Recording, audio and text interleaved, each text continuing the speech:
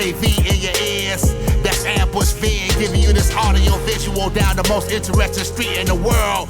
With my boy Steve, Fascination Street. You already know. Let's get it. When you whip in the Fascination Street, what do you... This is Robert Carradine, and you're listening to Fashion. Oops, let me try that again. This is Robert Carradine, and you're listening to Fascination Street Podcast. Yeah, AV in your ears. That's Ambush Being, giving you this audio visual down the most interesting street in the world. With my boy Steve, Fascination Street. You already know. Let's get it. When you whip in the Fascination Street, what do you... Welcome back, Streetwalkers. This episode is with Robert Carradine. Bobby. Robert Carradine is one of the members of the iconic Carradine family, which has been a cornerstone of the Hollywood business for decades. From his father John to his brothers Keith and David and Michael, even his niece Martha and his daughter Ever Carradine. This episode goes all over the place. In this episode, obviously, we talk about the 1984 film Revenge of the Nerds, which might be his most known role for people of a certain age, but also Robert played Lizzie McGuire's father on the show and the film. We talk a little bit about that. Of course, we talk about Revenge of the Nerds. He tells some fun behind-the-scenes stories about Revenge of the Nerds, where the laugh came from, and even a crazy story about the projectionist of that film. We also talk about racing. Bobby was a professional race car driver for 20 years. He raced for Lotus for a while. He raced with Paul Newman. They were co-drivers, or they were teammates on driving teams. Robert even raced in the 24 Hours of Daytona. What? We go all over the place in this episode. We talk about bullwhips and Jamie Lee Curtis. We talk about quick draw shooting competitions. And we even talk about why Bobby drives a cop car. In his regular life, he just drives a cop car around LA. And of course, we talk about Bobby's podcast. Bobby and his good buddy, Richard Goodbye, have a podcast called Party Nerds Popcast. It comes out on Tuesdays. I have checked this out. You guys are going to enjoy it. They talk with all kinds of folks from TV and film. Definitely check out his show. Again, it's called Party Nerds Popcast.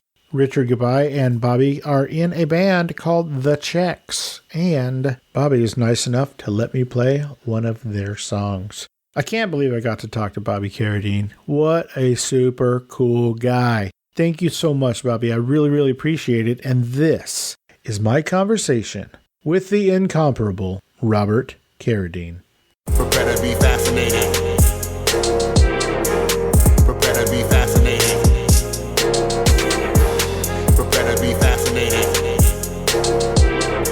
Welcome to Fascination Street Podcast, Robert Carradine. What's up, dude? How are you doing? Oh, pretty good. I just got off an airplane from Ohio. Did you win? Yeah, I won. I made it. Were you doing a con? What were you doing in Ohio?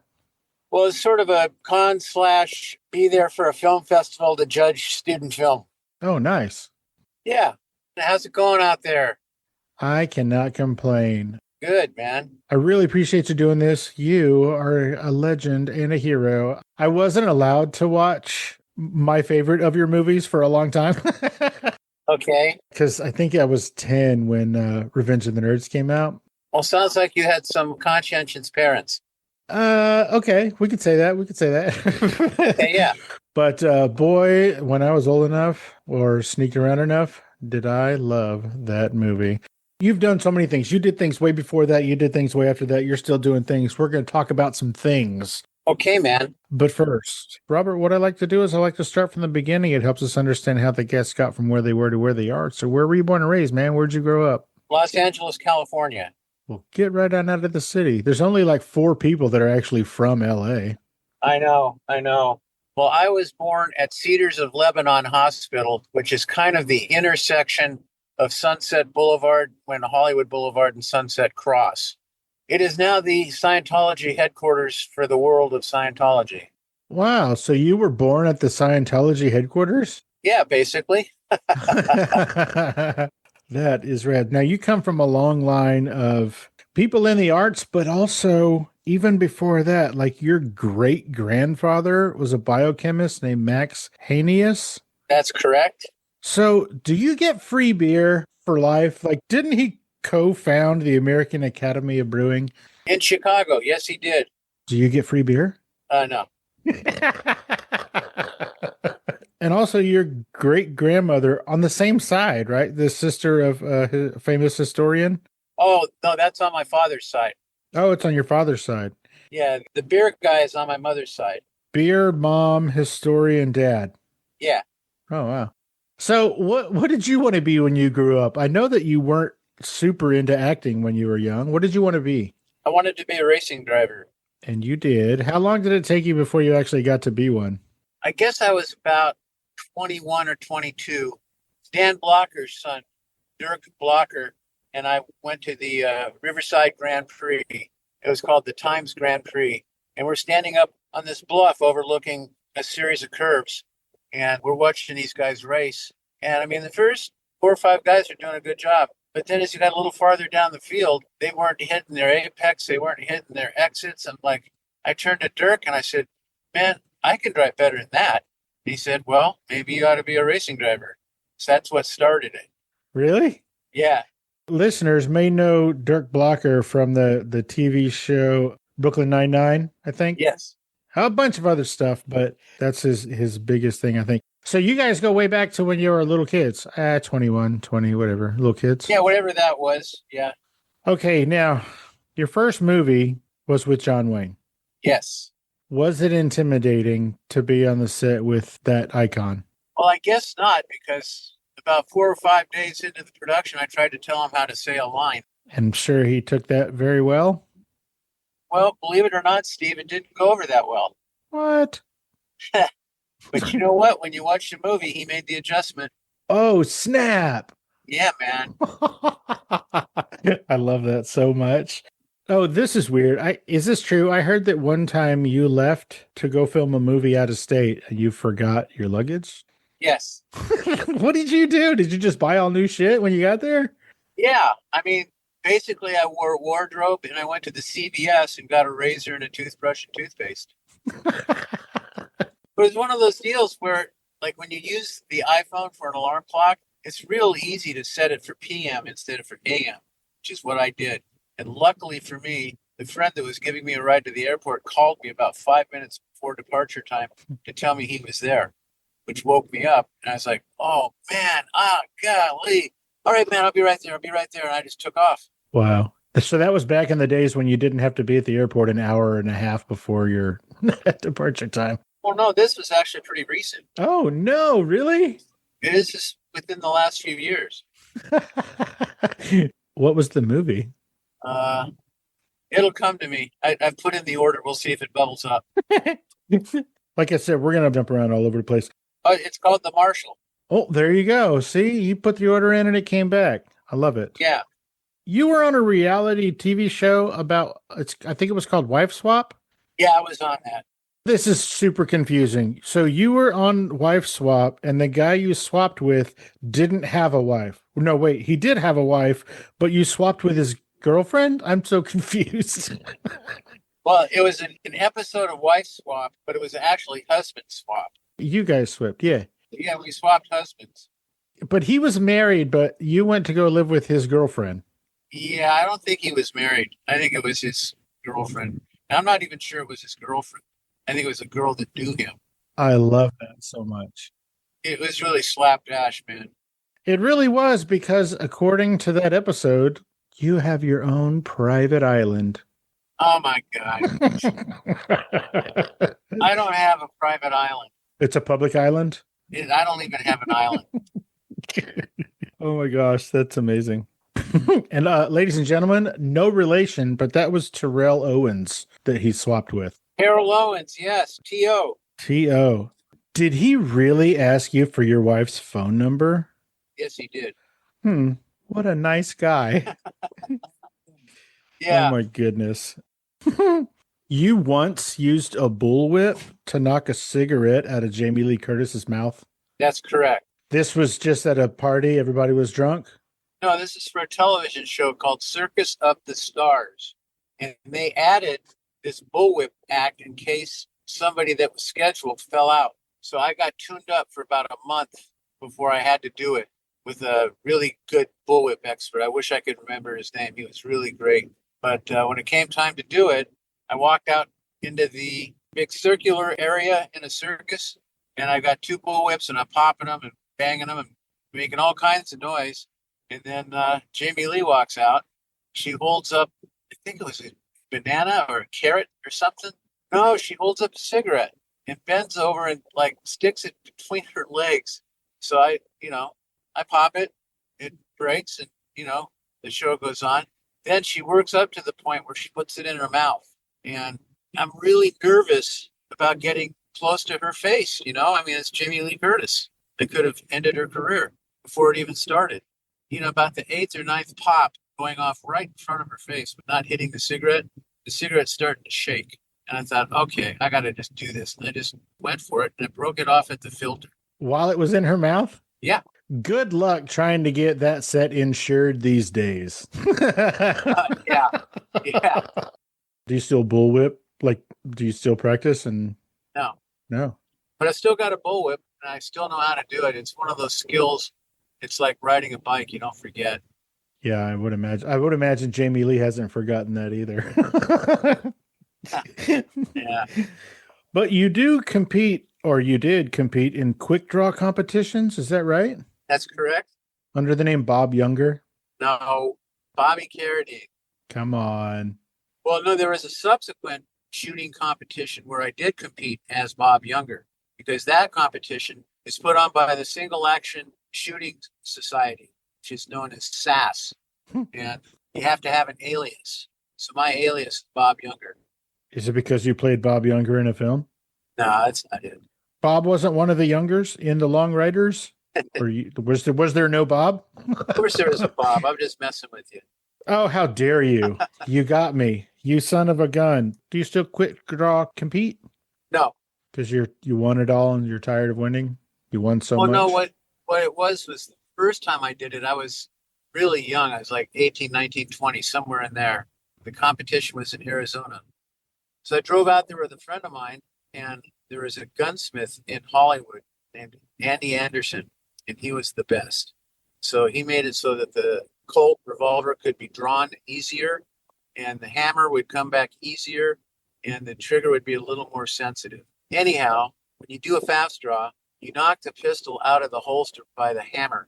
That's what you get. You hit the hammer, and the pistol falls into your hand, and you pull the trigger, and that's how you can go really fast. So anyway, I accidentally fired a round in front of my leg. It was about a foot in front of my foot, and they had a line. I think it was 3 feet out from the firing line. And if you put a bullet inside of that line, you were disqualified. And I was really glad I didn't hit myself in the kneecap with a 45 Colt. No kidding. Oh my gosh. Did you actually work with Alfred Hitchcock on a project? No. Because you're way too young for that. I know. Okay, good. I have that in my notes, but I don't know where that came from, so I had to ask. Well, it probably came from the fact that I did an episode of Alfred Hitchcock Presents.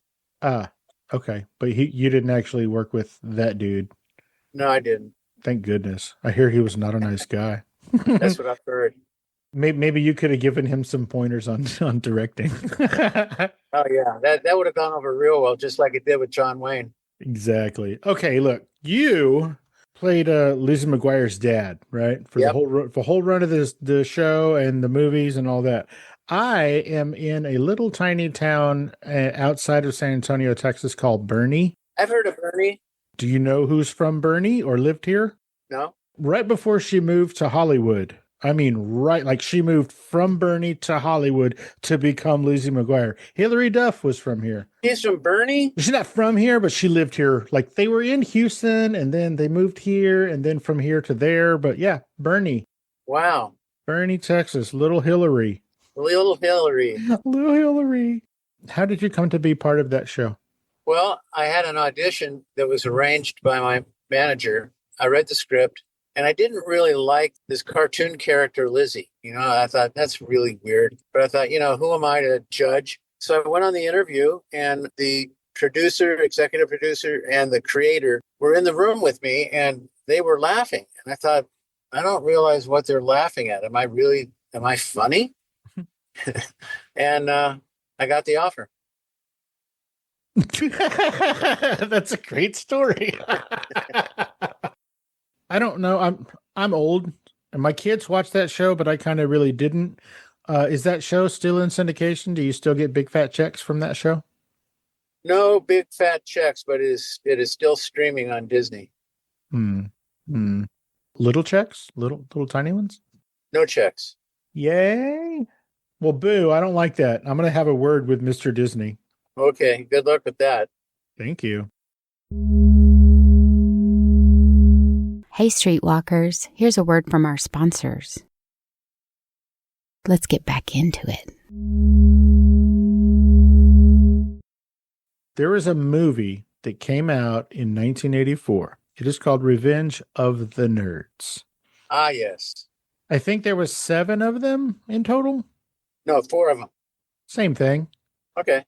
How come all of my numbers are wrong here?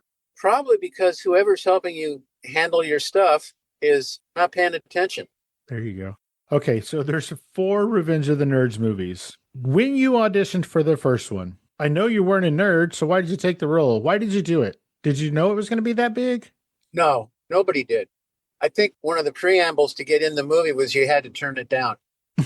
Like the director figured if you want to be in this movie, then you're full of crap because nobody should want to be in that movie. So anyhow, my agent told me about the project and I thought, nerd, man, really? I don't want to be a nerd.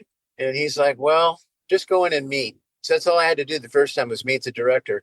I want to say we hated each other on sight, but that's a little extreme. Anyhow, the chemistry wasn't there. And I thought, okay, I've made the meeting. Okay. So 2 weeks go by and my agent calls me back and says, they want to audition you. And this is a studio picture.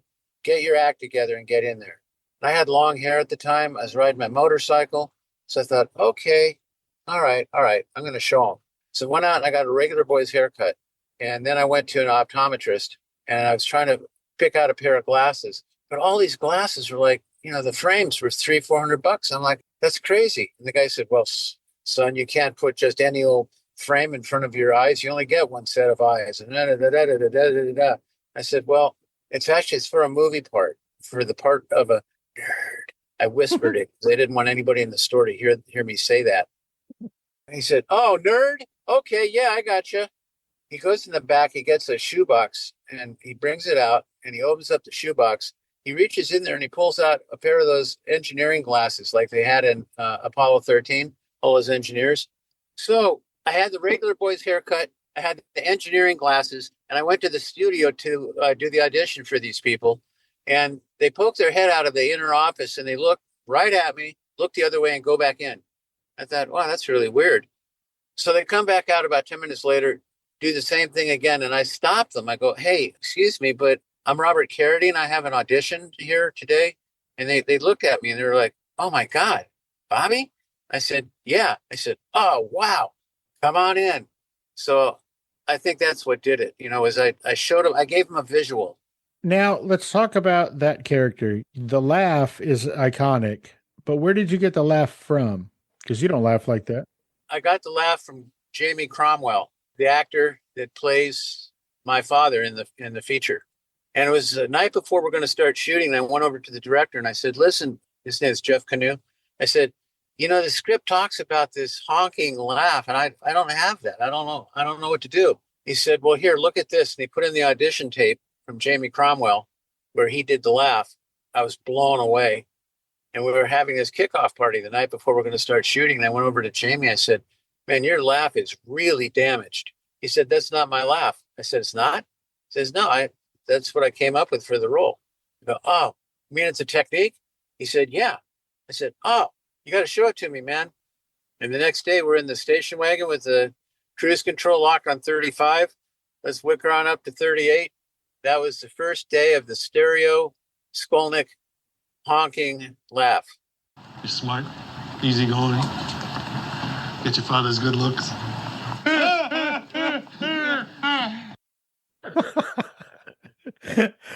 Has that followed you around and haunted you for all these many years?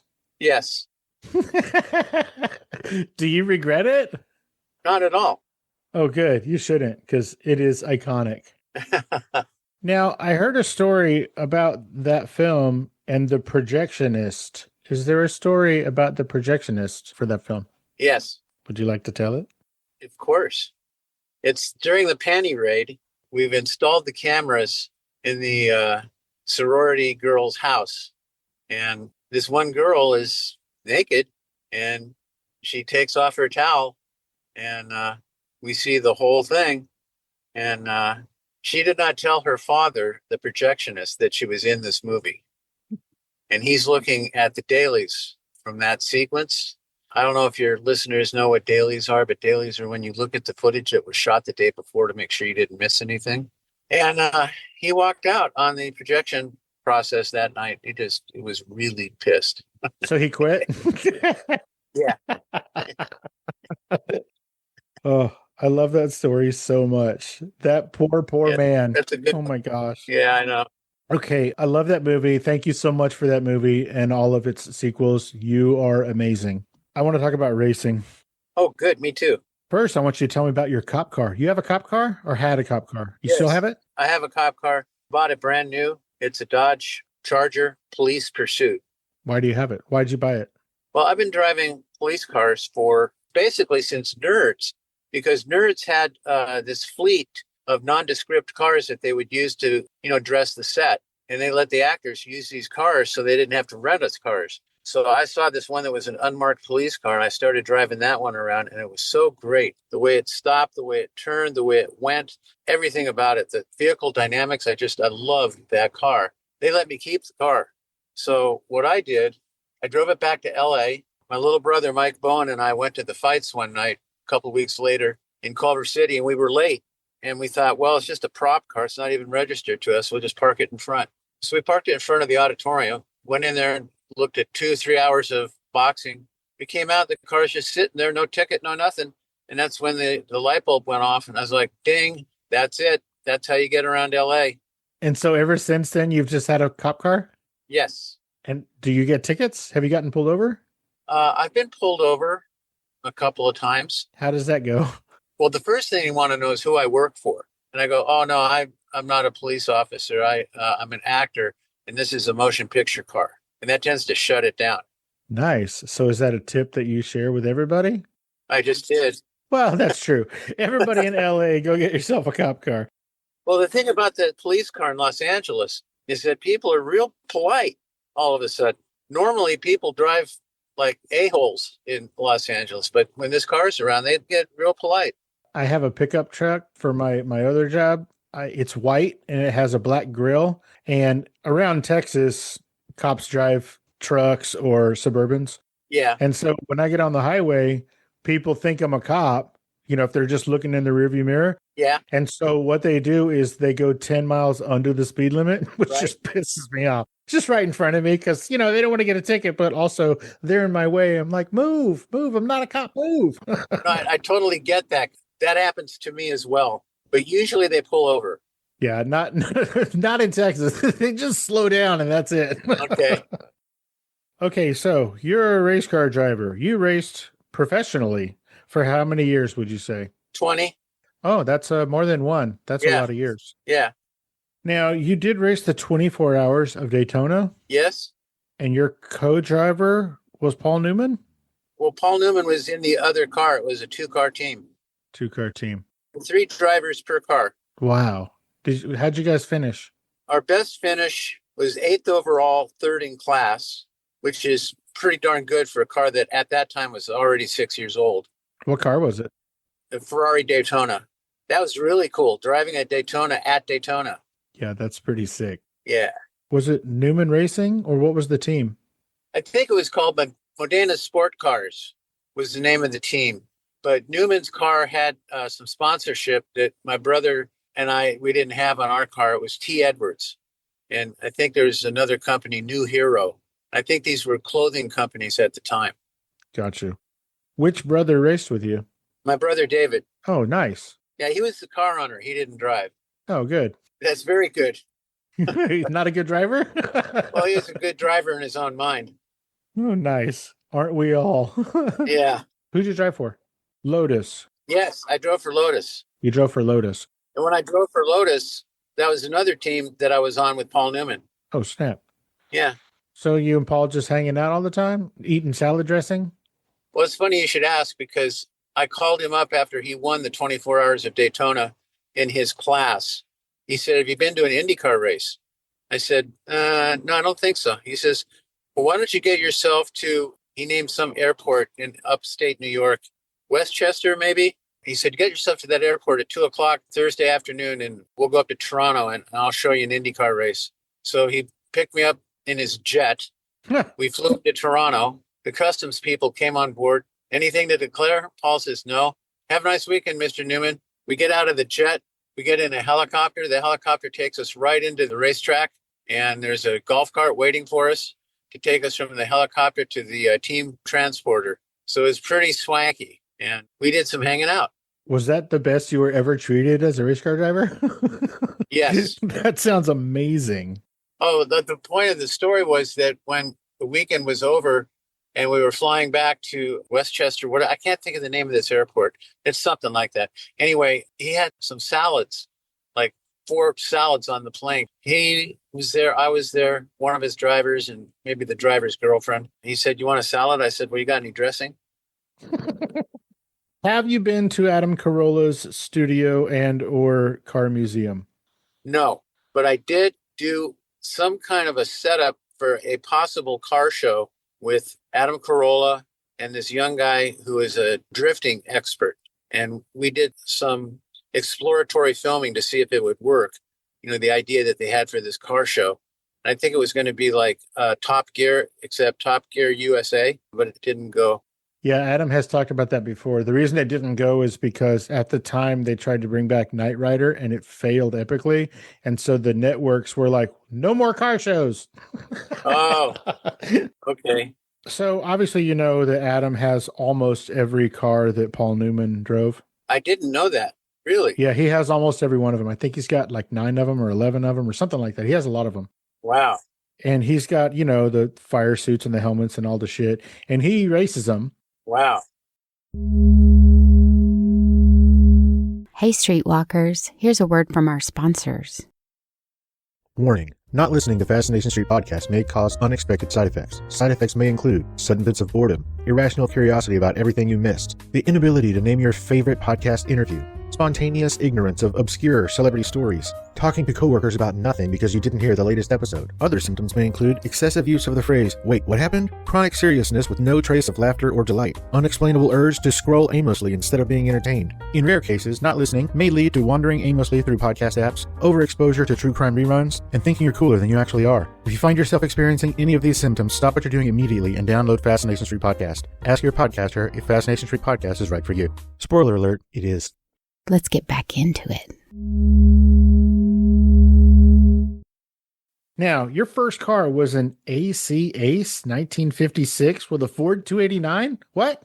Yes, it had a 289 in it that somebody had put in there by themselves. It was not a very sanitary installation, but it looked like a Cobra and it sounded like a Cobra. And I was 17 at the time and I was happy as could be. For how long? About 6 months. Well, I'm glad you're okay.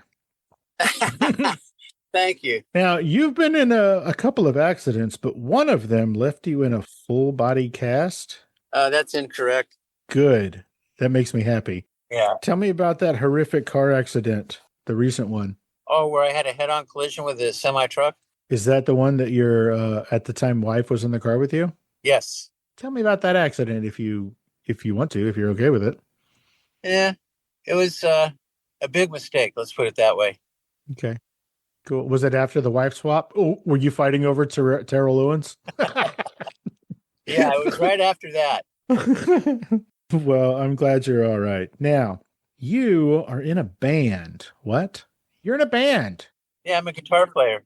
For a band called The Checks? Yeah. With your buddy and podcast co-host, Richard Gabai. Richard Gabai. Yeah. How did this band come about? I know that you strum the guitars for decades. When did you decide to get into a band and why? Why his? Well, Richard Gabai is a really good friend of mine, Mm-hmm. and he's had this band for a while, The Checks. Mm-hmm. And the musicians they kind of cycle through, but he's got the same drummer and bass player that he's always had. And he plays rhythm guitar, and he had me come in as a lead guitar player. So that's how that happened. How long have you been in the band? Me? You. Wow. I think the last time we played out was right on the eve of COVID at the Viper Room. Oh, the infamous Viper Room. Nice. Yeah. Well, let me ask you a question, and it's okay if you say no, I'll cut it out. But I have to ask you, can I play, I think it's called Double Life. Can I play Double Life by the Checks on this episode so people can hear you? Yeah, why not? Do you want to introduce it like you're a radio DJ? Okay. Coming at you live from Glendale, California, is the latest hit from the Checks, Double Life.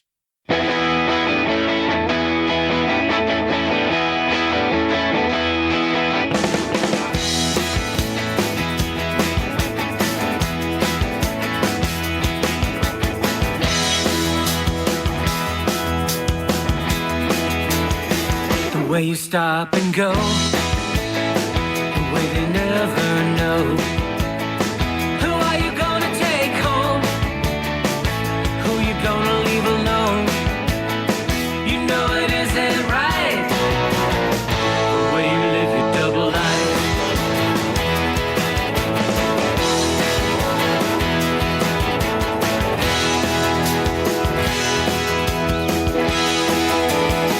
It's in those clothes you wear, it's in that ribbon in your hair, the way you always tease me, but you get me to say please. You know it isn't right, the way you live your double life. Double time, let's go now, boys.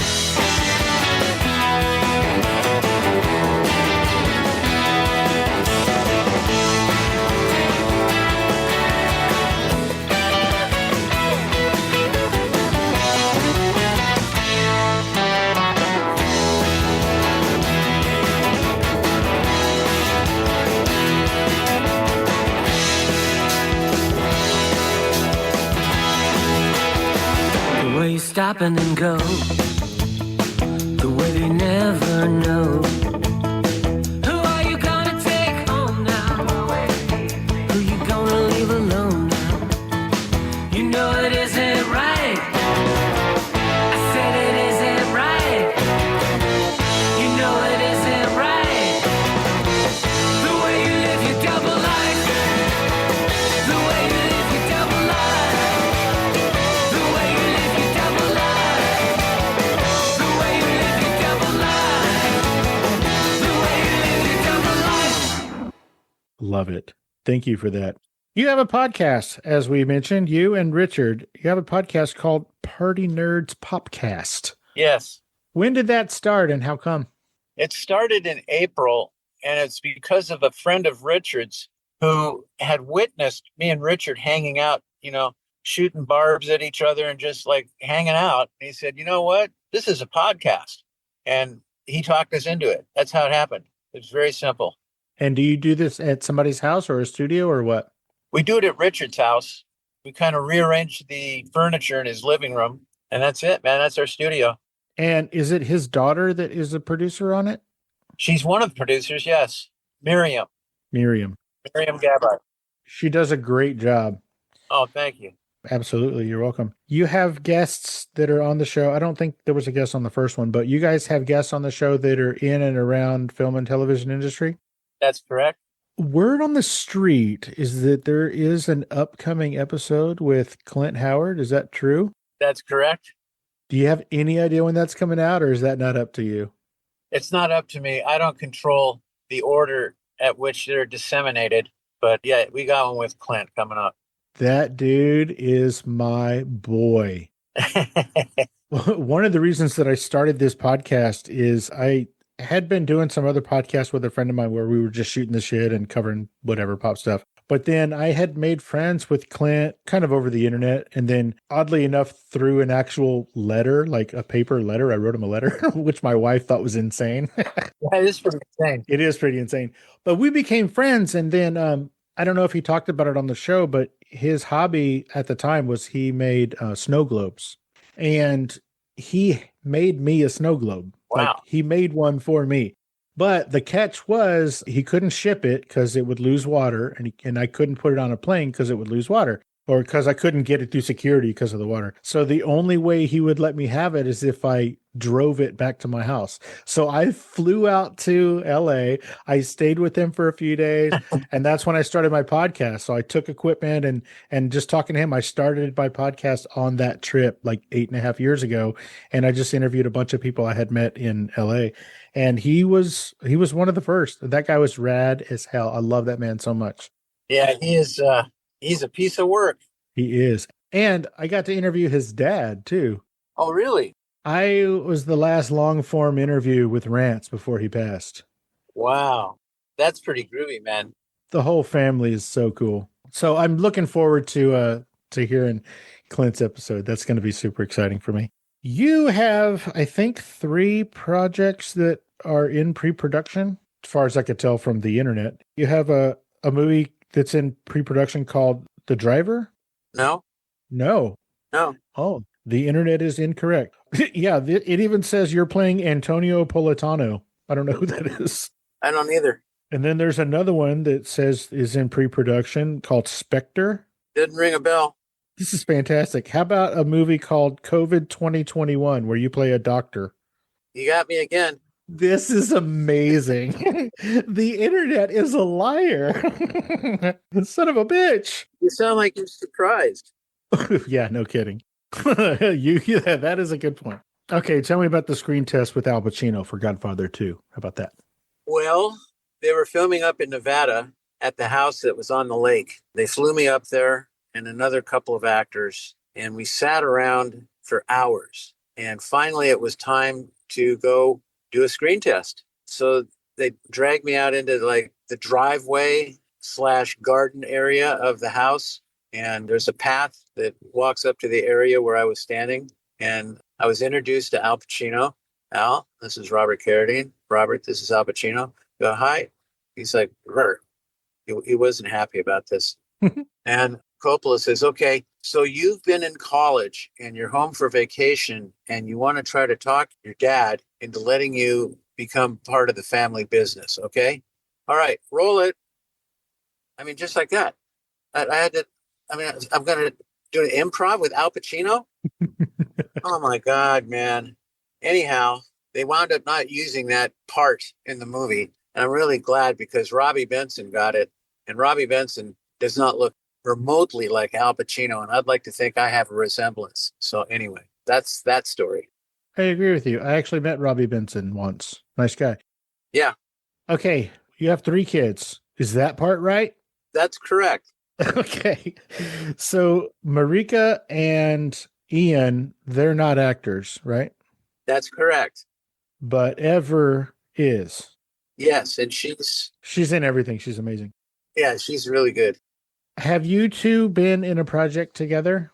No. Isn't that weird? I think it's weird. I think it's weird. You've been in projects with your brothers. Yeah, I know. But why not your daughter, man? Is she mad? I don't know. Is she mad at you? You want me to call her? Yeah, call her up, man. I'm going to call her. I've never worked with your old man yet. I'm going to put that on my list. I got to call the president of Disney about the Hillary Duff money. About the Lizzie McGuire money, and then I got to call Ever. All right. Okay. All right. You got your list, checking it twice? Yeah, I do. I got my list. So you were awarded the 1998 Golden Boot. Yes. Where is it? It's in my house. But where? In front of the fireplace. Oh, like on the mantle? That's cool. No, not on the mantle, on the ground. Oh, really? Just on the ground? Because it's a boot. Well, also, we have earthquakes, so you don't want anything that you care about to be up on the mantle. That makes sense. I love asking where people keep their trophies and their hardware, because Flea from the Red Hot Chili Peppers, yeah, he keeps at least some of his Grammys in the guest bathroom. Okay. So that when people are going to the restroom, they can look up and see how cool he is. Oh, my God. That's too funny. Yeah, if I had an Oscar, that's where I'd keep it. You mean when you get an Oscar? Yes, when I get an Oscar. Well, since the projects that I have listed are all wrong, what are you working on right now besides the podcast? I got a show coming up to feature film, and I think it's going to start in October, but I'm having a hard time nailing these people down to a start date. But yeah, I got that coming up. Is it out of town? Is everything Yes. out of town? Do you do anything in LA anymore? Just the podcast. Nice. Well, that's cool. Cool. The podcast, it comes out weekly, Yes, it does. They drop on Tuesday mornings at 9 a.m. 9 a.m. California time. Correct. All right, rad. Well, these drop Mondays at midnight Central. So here's what all the listeners need to do. They need to listen to mine on Monday when it comes out, and then yours on Tuesday when it comes out, and then we win. Yeah, We win the internet. that's right. We win big time. We win big time. Robert, I feel like I have taken up so much of your time, and Boy, I'll say. you son of a gun. I do want to thank you for making this happen. I apologize for all of the technical difficulties, but we did get this done, and I super appreciate it. Before I let you go, can you tell everybody where they can find you on the social medias? Where can people reach out and say what's up? If you want to find me on Instagram, you go to the Robert Carradine. It's the only one. It has a blue check mark, and that's me. If you want to find me on Facebook, I can't help you because I never use it, even though I have it. And I also have X, but I don't use that either. So I don't know how to tell you to find me on that. And that's about it. Fantastic. I love the breadcrumbs. Yeah. Bobby, as we're heading out, is there anything that I didn't ask you or we didn't talk about specifically that you wanted to talk about today? Did we cover the big bits? Was there anything that you wanted to promote that I missed? I mean, I got everything wrong anyway, but was there anything I missed? Well, you promoted the podcast, which I really appreciate. Oh, it's fantastic. It's a really good show, everybody. We're trying to find our legs, you know? Well, you're doing a good job of finding your legs. Not last week, I guess, but the week before, you guys had on, or you released David Zucker. Yeah. That conversation with David Zucker was bonkers hilarious. I loved it so much. Yeah, You that was guys a are good one. killing it. Yeah. Y'all are doing a really good job. Thanks, man. Absolutely. Well, Bobby, I do. Steve Owens. Oh, that's me. I'm Steve Owens. Yeah, man. Thank you so much. Dude, it was 100% my pleasure. I have been looking forward to speaking with you ever since I found out you were on the internet. Like, once I found out you were on Instagram, I was like, holy shit, it's the man. Yeah. So thank you. And again, thank you for all of the laughs and all of the boobies in all of those movies. Also, thank you for being so well prepared. I'm not kidding. You were very well prepared. Even though I got all that stuff wrong? It wasn't your fault. That's the internet's fault. Oh, you are the sweetest, kindest man. I love you so much. Thank you, Bobby. You have a great rest of your week. Okay, Steve. Thanks, man. Bye-bye. Bye-bye.